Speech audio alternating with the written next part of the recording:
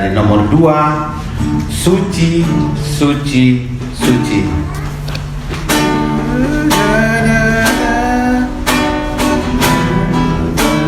Ya. Suci, suci, suci, Allah Maha Tinggi, puji kami naikkan di pagi yang sepi. Suci, suci, suci, Allah Maha Kasih, Allah Tritunggal, mulia tak terpilih. 2. Suci, suci, suci, Allah yang dipuja oleh para saleh di surga dan dunia. Ribuan malaikat sujud menyembahnya, Allah yang agung selama-lamanya.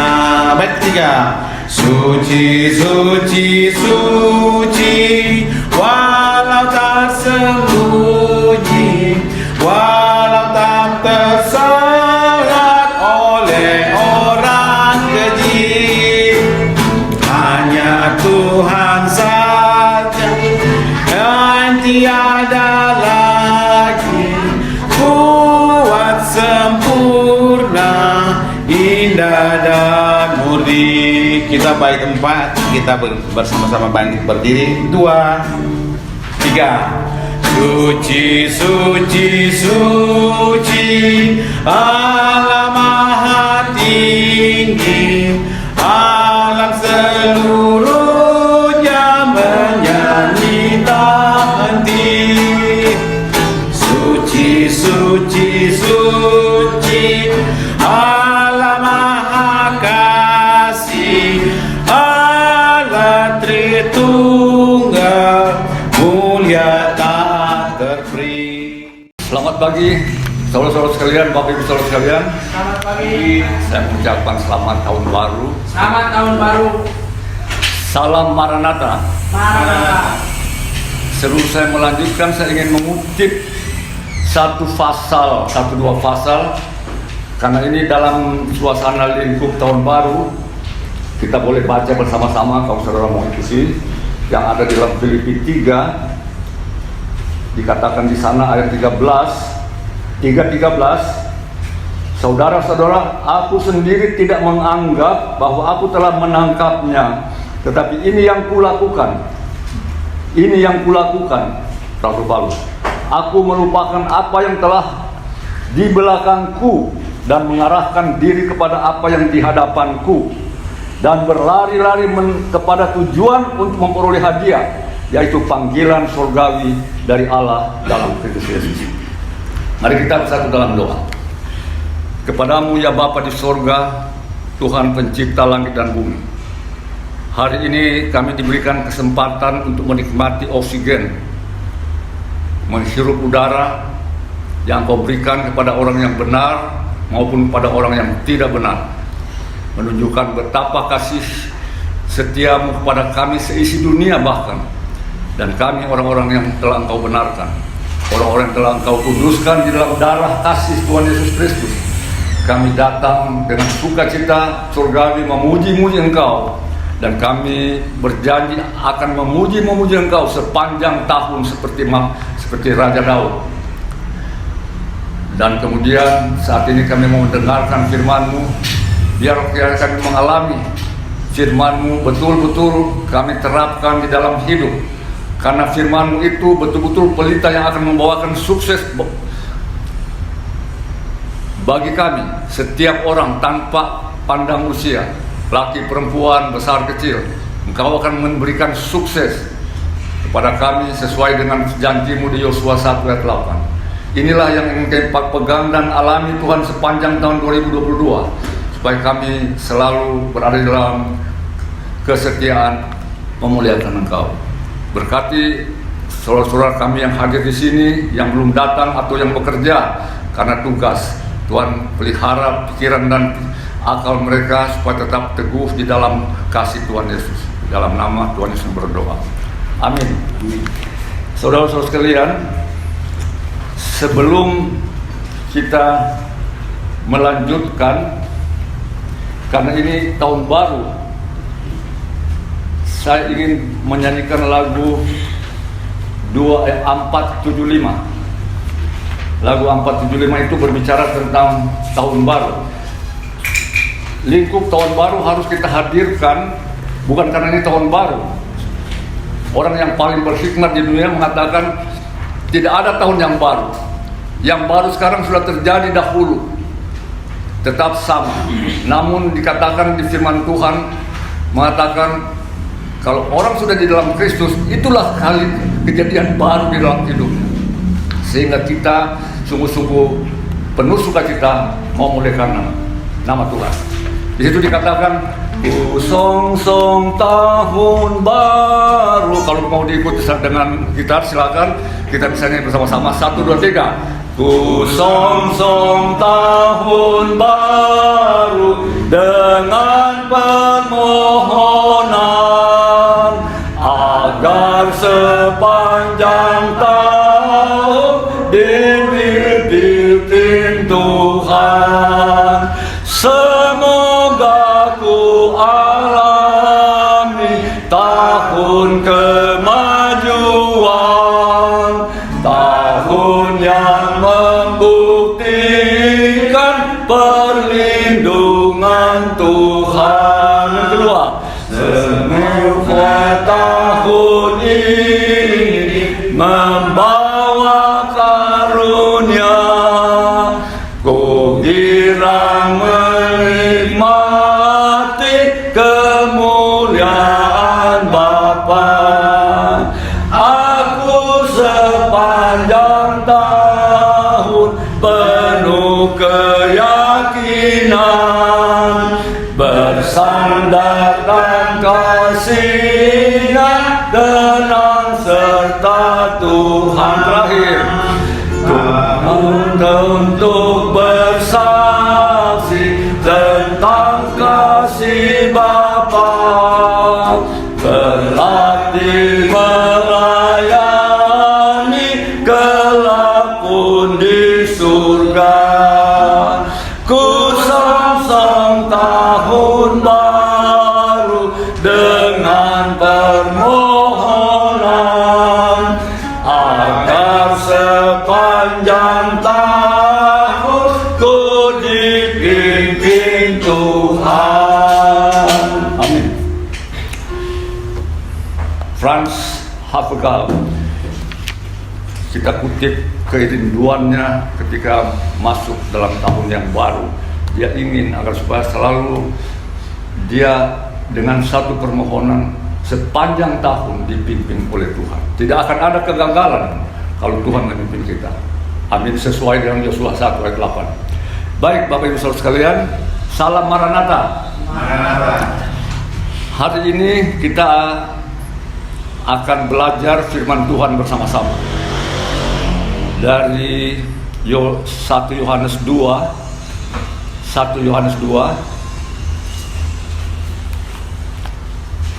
ayat 15 sampai dengan 17. 1 Yohanes 2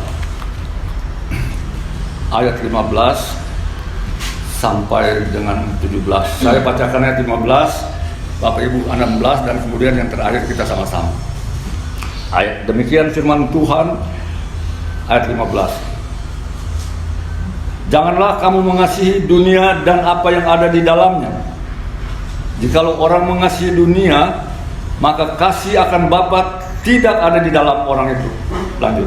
Sebab semua yang ada di dalam dunia, yaitu keinginan daging dan keinginan mata serta kangkuan hidup, bukanlah berasal dari Bapa, melainkan dari dunia. Sama-sama 3. Dan dunia ini sedang lenyap dengan keinginannya, tetapi orang yang melakukan kehendak Allah tetap hidup selamanya. Amin. Dikatakan di situ dunia ini akan ambruk, akan hilang, sedang menuju ambruk. Tapi di situ ditekankan orang yang melakukan kehendak Allah. Orang yang melakukan kehendak Bapa di surga akan hidup selama-lamanya. Anak-anaknya yang telah diakui menjadi waris kerajaan surga, Yohanes 1:12, kepada mereka diberikan kuasa untuk menikmati surga bersama-sama dengan Bapa. Pertanyaan, apa itu kehendak Allah? Sebab di situ dikatakan orang yang melakukan kehendak Allah tetap hidup selamanya. Kehendak Bapa, kehendak Allah itu apa? Nah, kita melihat di Yohanes 6 ayat 40 dikatakan apa itu? Seorang baca, kita belajar untuk saling berdiskusi. Jadi jangan satu arah saja. Kita belajar supaya kita sama-sama paham. Yohanes 6 ayat 40. Kita di situ ada ditulis apa? Yohanes 6 ayat 40. Silakan seorang baca sambil berdiri. 6 40. Ada yang mau volunteer baca? Yohanes 6 ayat 40. Sebab inilah kehendak Bapa-Ku, yaitu supaya setiap orang yang melihat Anak dan yang percaya kepadanya beroleh hidup yang kekal, dan supaya Aku membangkitkannya pada akhir zaman. Terima kasih. Jelas dikatakan situ kehendak Bapa yang pertama, bahwa setiap orang yang melihat Anak dan percaya kepadanya, Yesus Kristus Anak Allah, ya, beroleh hidup kekal, dan supaya Aku, Yesus, membangkitkannya pada akhir zaman. Inilah kehendak Bapa yang terutama. Bertobat, menyerahkan hidup pada Yesus, percaya Dia adalah Tuhan dan Juru Selamat pribadi, kita memperoleh hidup. Ini kehendak Tuhan yang pertama yang perlu kita paham. Kemudian kita melihat bulan Desember baru lewat. Tadi kita menyanyikan kosong-kosong tahun baru, meminta pertolongan Tuhan. Orang percaya di seluruh dunia merayakan. Ingat pada 2000 tahun 21 yang lalu, bahwa oleh kuasa Roh Kudus terlahir seorang anak laki-laki oleh perawan Maria, dan kepadanya diberi nama Yesus Kristus. Artinya Yesus Mesias, Juru Selamat.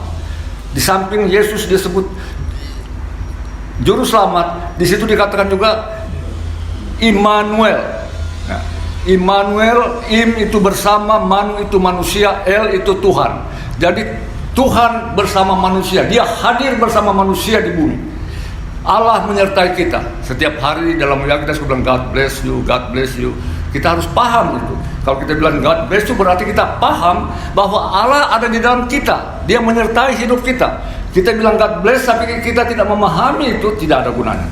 Ini yang sangat kita menerapkan, mengalami setiap apa yang tertulis dalam Alkitab.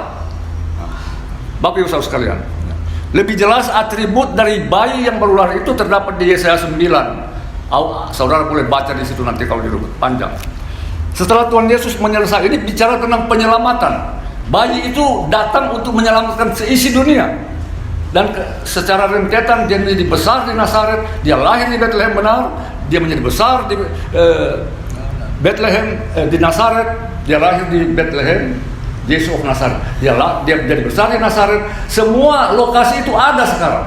Sekarang sedang diperebutkan oleh orang-orang yang tidak mengenal Tuhan. Mereka menyebut itu tanahnya. Padahal sejak 4.000 tahun tanah itu diikat oleh perjanjian antara Allah Yehova dengan Yakub, yang Dia kasih namamu tidak lagi Yakub tapi Israel. Ini sangat jelas di Alkitab. Jadi tidak ada seorang pun yang berhak mengatakan tanah itu milik mereka. Diikat selama-lamanya. Baca itu di Kejadian 12 sama Kejadian 13. Aku akan mengikat perjanjian antara aku dan kamu dan keturunan selama-lamanya.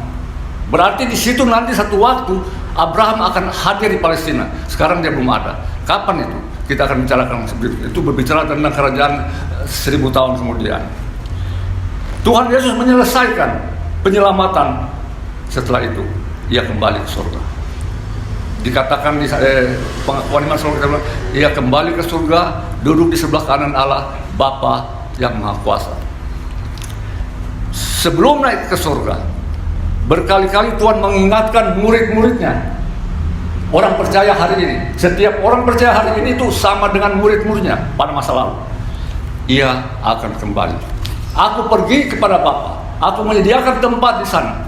Tapi setelah tempat telah tersedia, aku akan datang kembali menjemput kamu. Di mana aku berada, di situ pun kamu akan berada. Indah gak itu? Ini harus kita pahami. Jangan kita datang tidak memahami berkat-berkat yang luar biasa ini. Aku akan datang kembali.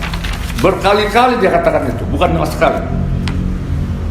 Bapak Ibu Saudara sekalian, memang di Yohanes 3:16 dikatakan Tuhan mengasihi seluruh dunia.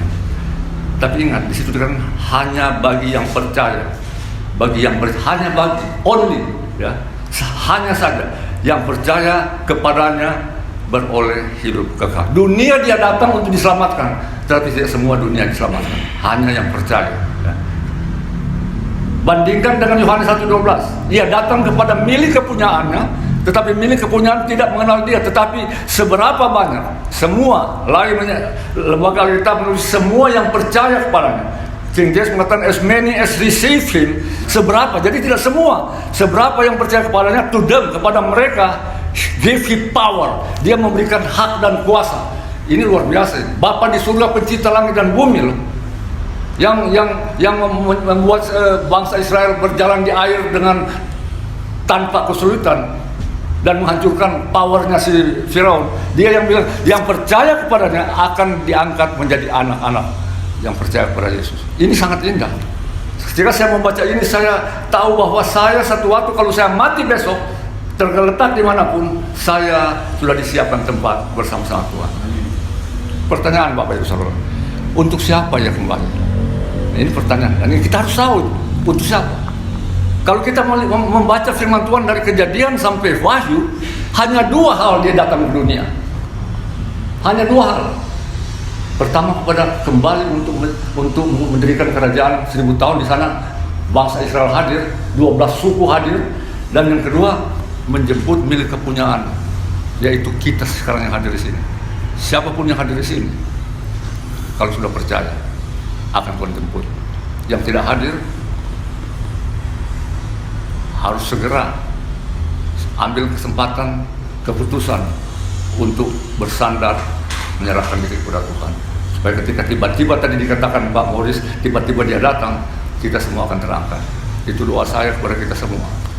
Bapak Ibu Saudara, isi dunia yang disebut dalam Yohanes 3:16 itu semua bangsa, suku, ras, dari pelosok manapun pasti diselamatkan asal percaya, bertobat, menerima Yesus sebagai Tuhan dan Juru Selamat.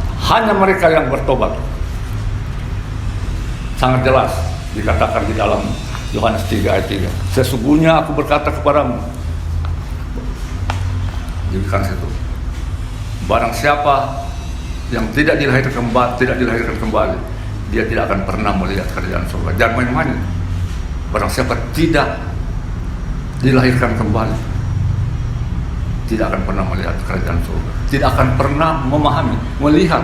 To see the kingdom of God. To see itu bisa diartikan memahami, mengerti. Tidak akan mengerti. Kalau engkau tidak dilahirkan kembali, akal pikiran, engkau tidak akan mengerti apa itu kerajaan surga. Itu yang terjadi sekarang di luar sana. Perdebatan yang tidak habis-habis.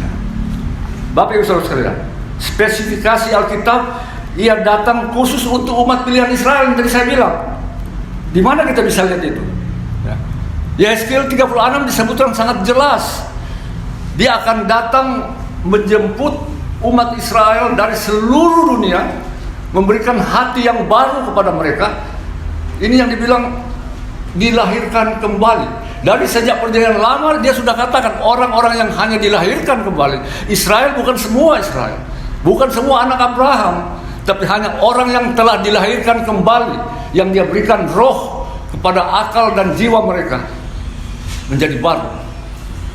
Kalau kita ambil istilah perjanjian lama, disunat hati, bukan sunat oleh karena jasmani. Kalau bangsa Israel dulu disunat jasmani, jadi mereka diakui sebagai ikatan, aku adalah Allahmu dan kamu adalah umatku.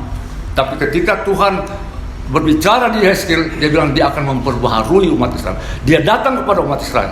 Pasti itu tidak ada. Jadi oleh sebab itu Israel yang sekarang saya sering mencari tahu kenapa ini Israel, kenapa begini, kenapa begitu. Ya. Dan yang kedua, dia datang untuk umat pilihan, milik kepunyaan yang hadir di sini. Kalau kita semua sudah percaya Yesus, kalau ada yang tidak hadir, dia tidak angkat. Itu bisa Anda baca di 1 Tesalonika 4, dikatakan ketika trompet sangkakala berbunyi, malaikat membunyikan sangkakala, Tuhan turun sendiri dari surga. Dia tidak menjalankan di bumi. Dan orang yang mati di dalam Kristus, di dalam, yang mati, yang tidak di dalam, yang tidak percaya Yesus tidak akan terangkat, bangkit lebih dahulu. Dan kita yang masih hidup, kalau Tuhan datang itu masih hidup, akan bersama-sama naik ke surga. Ini janji yang akan terjadi, saudara. Jemaat, orang kudus yang telah dikuduskan oleh darah. Kita yang tadi berdosa percaya dikuduskan oleh darah, bersih, lambang ketika kita dibaptiskan, masuk di air,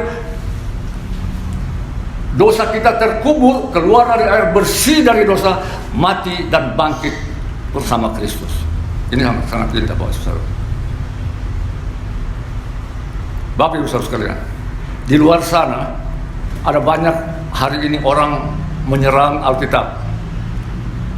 Tuhan Yesus tidak disalib, tidak bangkit. Yang bangkit tidak ada yang benar, dan dia disalib ganti sama apa dia bilang? Siapa tahu itu? Ganti sama siapa? Sama Yudas. Berbagai tafsiran. Tidak, saya tadi sudah dikatakan, tidak mungkin seorang menafsirkan Alkitab dari pikiran bodohnya. Ini Alkitab ini diturunkan, ditulis melalui manusia-manusia yang dipenuhi kuasa Roh Kudus. Jadi hanya orang yang sudah dilahirkan kembali, dia bisa paham, bisa menafsirkan sesuai dengan tuntunan Roh Kudus. Jadi kalau mereka bilang bukan Yesus yang disalib, nggak paham. Kita nggak usah kasih komentar apa. Yang paling penting kita pasti tahu dia disalib karena dosa saya, dosa saudara, dan dosa seisi dunia. Itu pasti. Dan dia akan datang kembali. Bapak Ibu Saudara sekalian, Kenapa saya sering, sudah berapa kali saya menguraikan firman Tuhan tentang Tuhan datang kembali? Jawabannya, Tuhan berulang-ulang sebelum dia naik ke surga, berkali-kali mengingatkan murid-muridnya, ia akan kembali. Aku akan datang kembali, Yohanes 14. 1 Tesalonika, seluruh pasal Tesalonika kan, dia akan datang kembali. Ya. Matius 24, tanda-tanda dia akan datang kembali. Ini diingatkan selalu setiap kali dia dengan murid-muridnya, berjaga-jagalah, ya, berjaga-jagalah, ya, dia bilang situ. Sebab kamu tidak tahu pada hari mana Tuhan datang. Tiba-tiba, dia datang tiba-tiba. Tidak ada seorang pun yang tahu.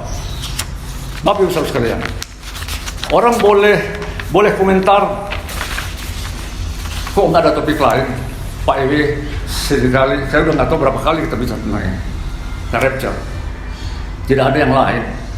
Tuhan yang suruh. Tuhan suruh hamba-hambanya. Ingatkan itu.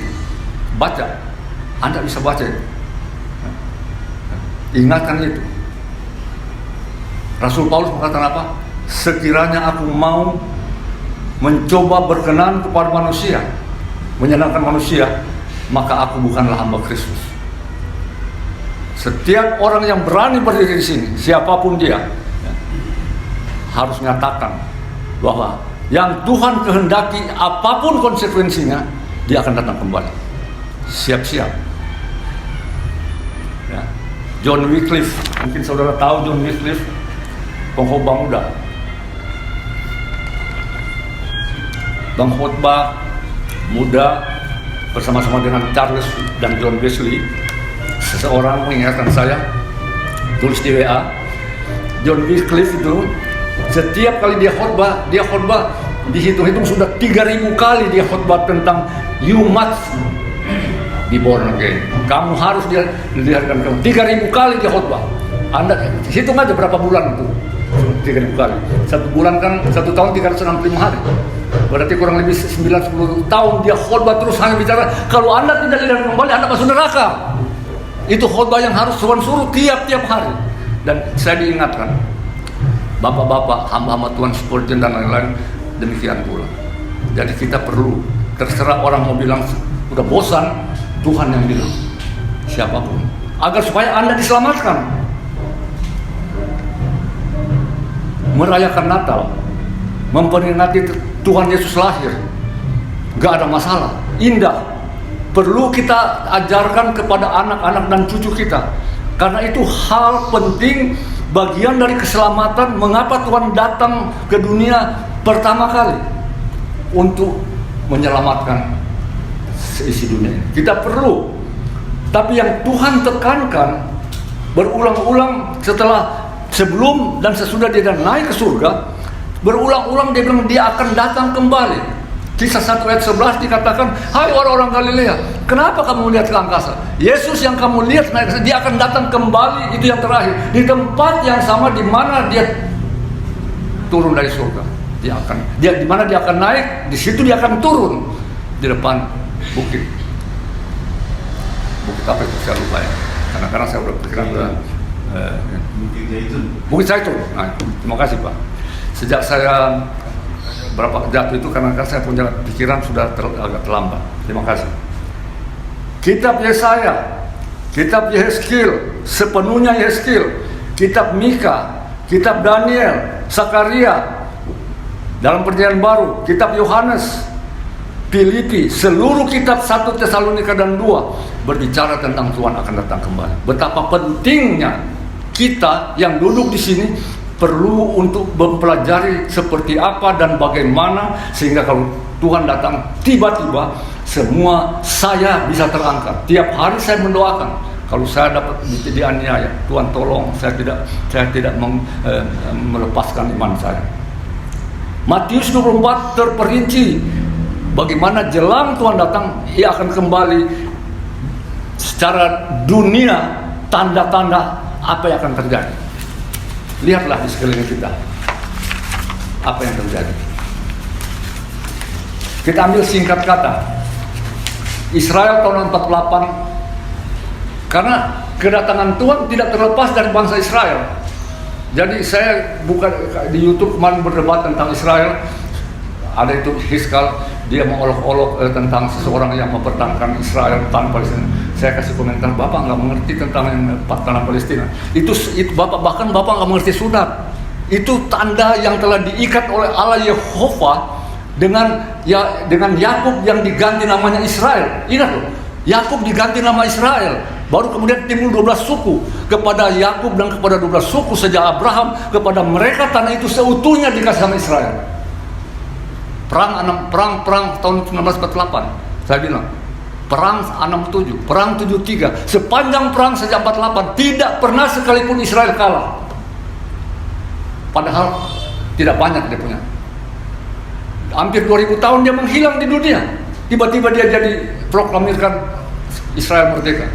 Dihadapi dengan pasukan Arab yang menurut Ustadz Sakur, luar biasa nih Ustadz Sakur, dia bilang itu dikeroyok oleh ini Ustadz loh, dikeroyok oleh 20 bangsa Arab, Liga Arab. Tapi kok dia bisa kalah? Dia jawab sendiri, kok dia bisa menang? Dia jawab sendiri, saya tidak bisa jawab gitu. Itu fakta. Artinya walaupun Israel sekarang belum semuanya dilahirkan kembali sesuai Yehezkiel 36, tetap Tuhan. Karena kalau dia hilang dari peredaran, mereka mau menghapus dia dari peta dunia. Dia masih kecil, dia cuma 120 kali 60 km. Mungkin dari sini 120 Bogor ya, lebih. Baru lebarnya kalau dari sini sampai Cengkareng. Tapi dia nggak pernah kalah sampai hari ini. Kenapa? Kalau dia kalah berarti nubuatan Tuhan batal. Walaupun dia masih belum bertobat secara bangsa, tetapi di Matius dikatakan ketika malaikat berseru, dia akan di Yehezkiel dikatakan dia akan kumpulkan mereka semua dari seluruh dunia dimanapun mereka aku cerai beraikan, dia akan kumpulkan. Aku akan kumpulkan mereka. Sekarang ketika sejak 48 dari Ethiopia Yahudi datang, bahkan dari Maluku saya baca datang Yahudi dikirim ke Israel. Ada data-datanya. Di Manado ada sinagog, tapi kita nggak pernah tahu Israel di sana, Yahudi yang mana. Dari seluruh dunia berkumpul, mereka datang. Bapak Ibu saudara sekalian, Tuhan Yesus mengatakan di Yohanes 16, semua ini kukatakan kepadamu, supaya kamu jangan kecewa dan menolak aku. Kamu akan dikucilkan, bahkan akan datang saatnya bahwa setiap orang yang membunuh kamu akan menyangka ia berbuat baik.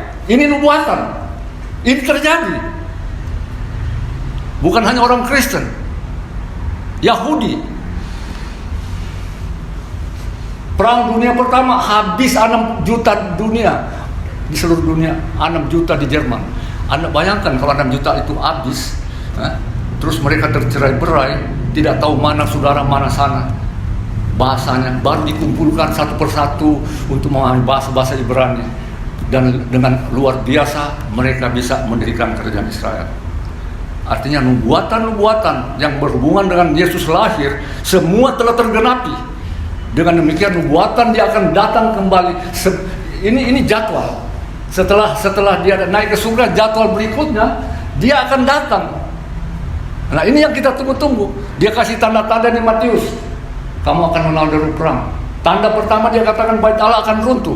Tahun 70 bait Allah runtuh total, tidak kelihatan sampai dasar-dasarnya. Nubuatan terlaksana. Artinya dia datang kembali, pasti akan terjadi. Tidak mengambil kesimpulan. Efesus 5 ayat 16 dikatakan, tebuslah waktu yang ada. Ya, dikatakan situ, pergunakanlah waktu yang ada. King James bilang, redeem your time, tebus. Artinya, kalau kita 2-30 tahun sebelumnya tidak mengenal Yesus Juru Selamat, ketika masuk ke 30 ke 40 kita kenal dia. Waktu yang sia-sia yang kita buang hura-hura, makan, minum, dan apapun hidup duniawi, seperti yang dikatakan tadi di Yohanes, bahwa dunia akan runtuh, dunia akan hancur. Kita pakai, gunakan untuk melakukan apa yang Tuhan mau. Kita yang hadir di sini bukan kebetulan. Semua yang hadir di sini bukan kebetulan. Tuhan menuntut, tebuslah waktu, siapapun Anda. Kita punya rencana ke depan. Sama-sama kita bekerja untuk membesarkan jemaat ini.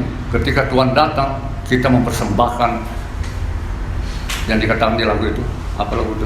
Intan dan Permata, orang-orang yang belum mengenal Tuhan. Kita ajak mereka. Saya berdoa dan kelihatan mulai 1-2 orang. Walaupun kita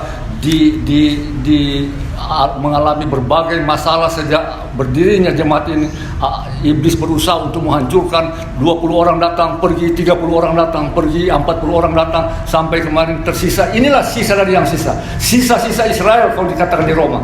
Tapi kita bukan sisa Israel. Kita adalah sisa-sisa dari yang tersisa dari jemaat Maranatha yang akan Tuhan angkat. Amin. Amen. Jangan ragu-ragu. Orang percaya kita sekarang. Mari kita bersama-sama membangun. Jangan ragu-ragu. Pelajari Alkitab. Lebih giat. Bagi orang yang belum percaya, orang tidak percaya, jangan ragu-ragu menyerahkan hidupmu kepada Yesus. Seorang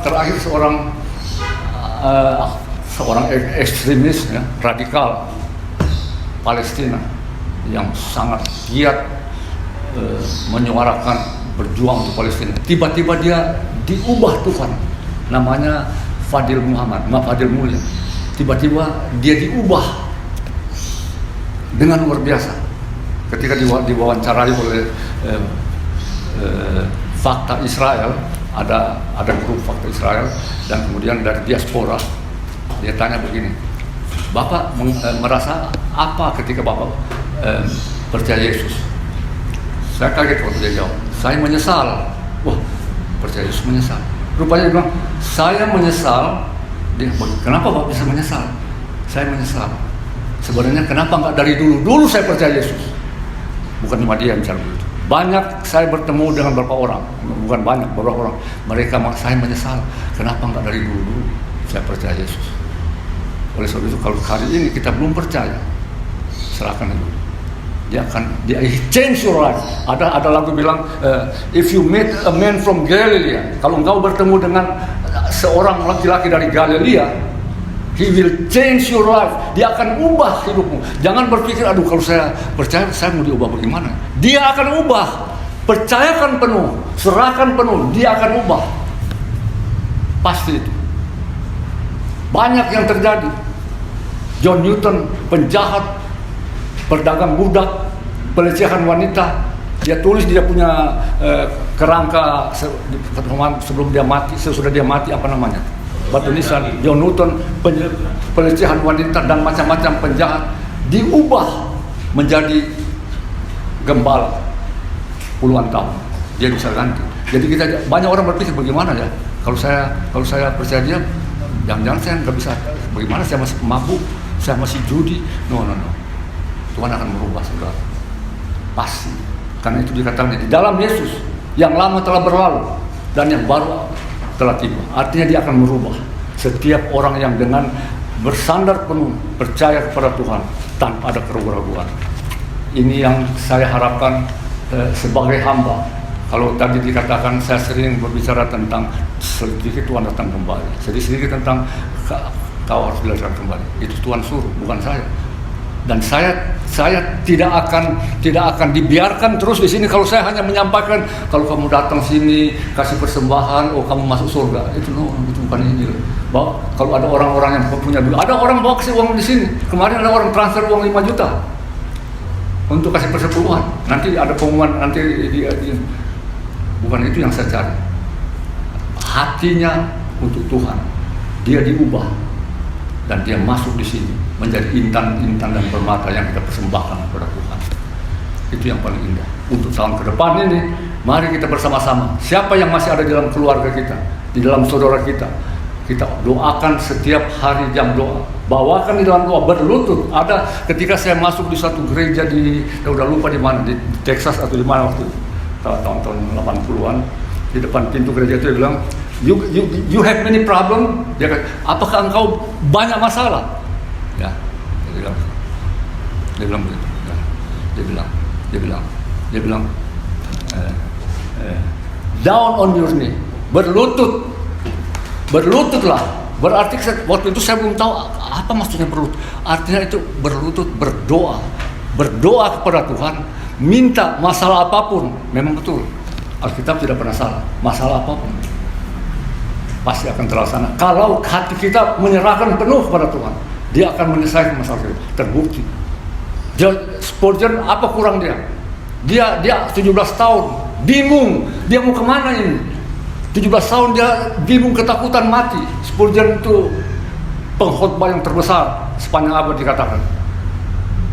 Tiba-tiba dia dalam ketakutan, dia masuk di satu gereja kecil karena lagi terjadi hujan badai salju. Memang itulah Tuhan membawa dia ke situ. Gembalanya lagi tidak hadir karena hujan lebat. Yang hadir itu orang jemaat naik. Dia nggak panjang-panjang. Dia hanya bilang, hey anak muda, kamu pada waktu dia hadir, Spurgeon sudah mau keluar karena dia bilang, ada apa ini? Dia mau keluar, hey anak muda, kelihatannya kau gelisah sekali. Pandang kepada Yesus, hanya itu dia bilang. Pandang kepada Yesus, seperti yang tadi dibaca di Kolose 3. Carilah perkara di atas, pandang kepada Yesus. Itu membuat dia dilahirkan kembali. Dia pulang dengan penuh damai. Sejak itu digunakan 20 tahun. Dia sudah bikin heboh England, Inggris. Pada waktu di sana itu Anglikan, gereja besar di sana Anglikan. Kepala gerejanya raja, tapi dia mengheboh ratu, bukan raja waktu itu ratu. Dia menghebohkan Inggris dengan khotbah-khotbahnya. Ratu duduk di depannya. Ratu ini kepala gereja Anglikan. Tidak layak dia mau datang dengar khotbah dari seorang baptis. Tapi dia datang dengar khotbah sih. 20 tahun. Oleh sebab itu dikatakan di Alkitab, kalau hari ini apa bilang di Ibrani, jangan keraskan hatimu. Pada waktu hari ini Tuhan memanggil, serahkan hidupmu padanya. Siapapun itu, bukan kebetulan terjadi. Pada hari ini serahkan. Spurgeon 20 tahun sudah mendunia, bukan hanya di England. Tuhan pakai luar biasa. Sama dengan Bapak Mulia itu, dokter. Dia dokter akademis dari Islam. Dia bilang, saya menyesal. Kenapa dari dulu saya tidak tahu bahwa Yesus itu juru selamat? Tidak ada orang yang kasih tahu sama dia. Kita sekarang berada di tempat yang menyatakan Yesus juru selamat. Kalau kita masih menunda-nunda, kita akan mengalami seperti yang dia bilang. Setelah sudah 50 tahun baru tiba, aduh, dulu saya saatnya menyerahkan diri kepada Tuhan. Marilah kita masuki tahun 2022 dengan penuh pengharapan, sukacita, penyerahan total. Kita semua bergerak untuk membuat jemaat ini berkembang, karena sebelumnya sudah diobok-obok oleh iblis. Jangan melihat ke belakang. Aku tidak memandang ke belakang, Rasul Paulus. Aku berlari-lari melihat ke depan untuk mencapai hadirat surga. Mari kita berdoa.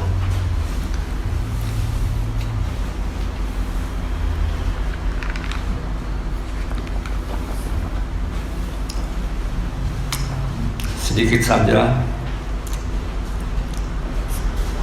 kalau ada yang belum menyerahkan hidupnya kepada Tuhan Yesus, inilah saatnya. Serahkan hidup. Keajaiban akan terjadi. Bukan saya yang menjamin, Yesus yang menjamin. Tuhan dan Juru Selamat. Hidup saudara akan penuh dengan keajaiban.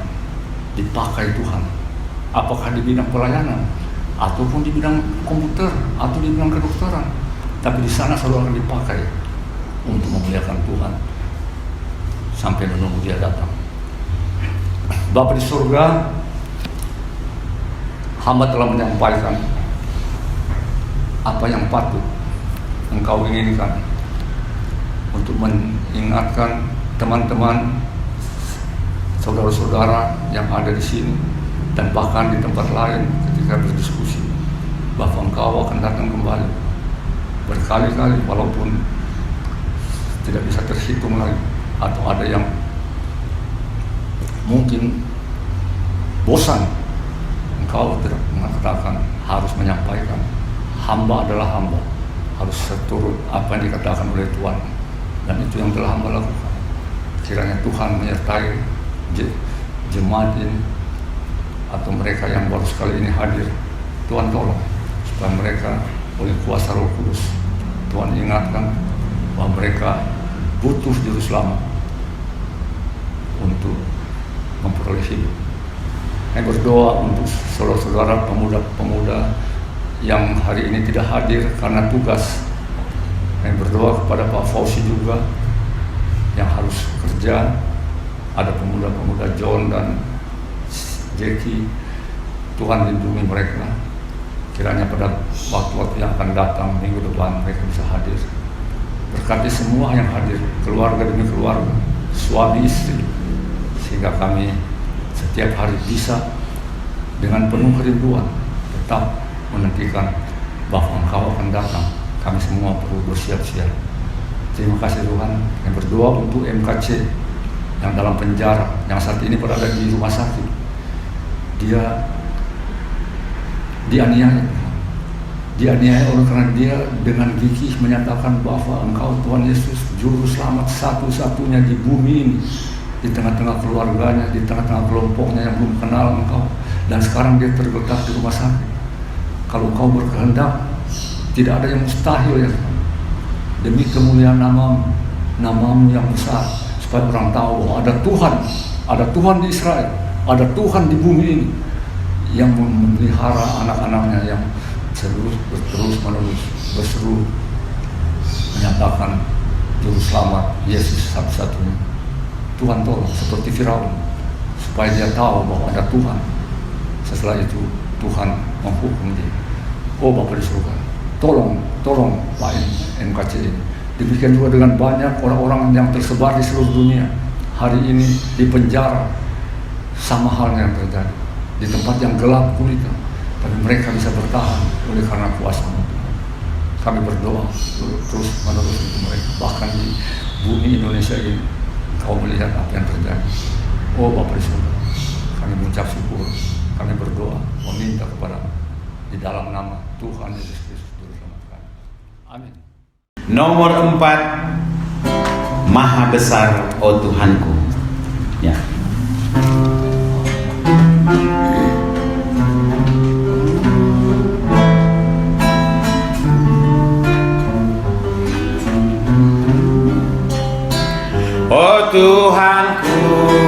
bila ku mengampuni semesta alam hasil karyamu. Amin. Bintang dan gurun semua menjadi pertanda maha kuasa Halikmu. Aku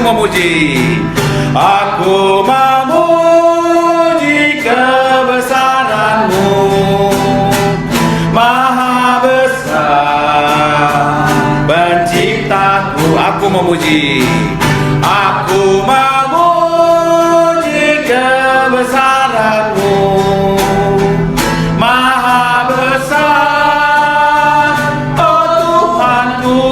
Kaum pria, bila aku berjalan dalam hutan, mendengar kicau burung dan merdu, bila mendaki puncak pegunungan, memandang indahnya ciptaanku. Aku memuji kebesaran-Mu, maha besar penciptaku.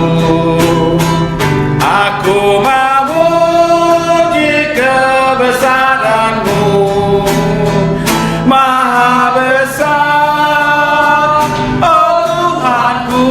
Kaum wanita, bila aku ingat akan kasih Allah, amin, tinggal menjurus anaknya mati, rela disalib bagi manusia, lunaskan dosa dunia. Sama-sama aku memuji, aku memuji kebesaran-Mu, maha besar penciptaku.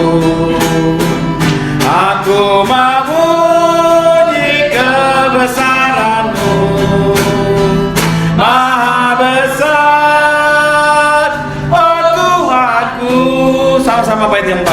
Saat Tuhan akan datang kembali, betapa sukacita hatiku, diantar pulang masuk surga suci, akan ku puji kebesaran-Mu. Aku memuji, aku